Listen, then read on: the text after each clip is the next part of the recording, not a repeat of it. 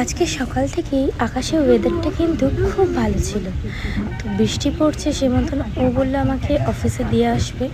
তো আমাকে তো দিতে যাবে, তার সাথে ডুগু বাচ্চারও যে ও যাবে।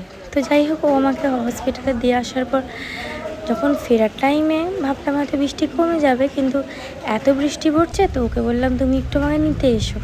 তো নিতে এলো, যেহেতু একটু তাড়াহুড়ো ছিল, আজকে বাড়িতে গিয়ে আমিই রান্না করব, সেই মতন তাড়াতাড়ি করে এলাম। এসে রান্নাঘরে যাই যে আজকে একটু খিচুড়ি বানাবো।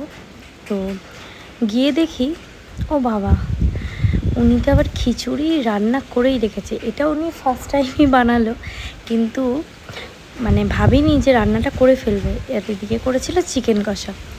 তো তারপরে ও রোজিকে খেতে দিচ্ছিল, আর আমি গেছিলাম একটু উপরে চান টান করে পুজো দিতে।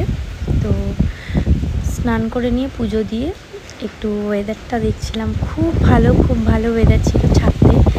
ছাদে দাঁড়িয়ে এত ভালো লাগছিল, মানে কি বলবো। তো যাই হোক, ও নিচ থেকে ডাকছিল খাওয়ার জন্য।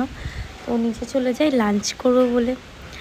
তো গিয়ে দেখি উনি আবার সব কিছু সার্ভ করে রেখেছে। বাবা, আজকে মানে আমাকে কিছু করতেই দেবে না আর কি, এরকম একটা ব্যাপার ছিল।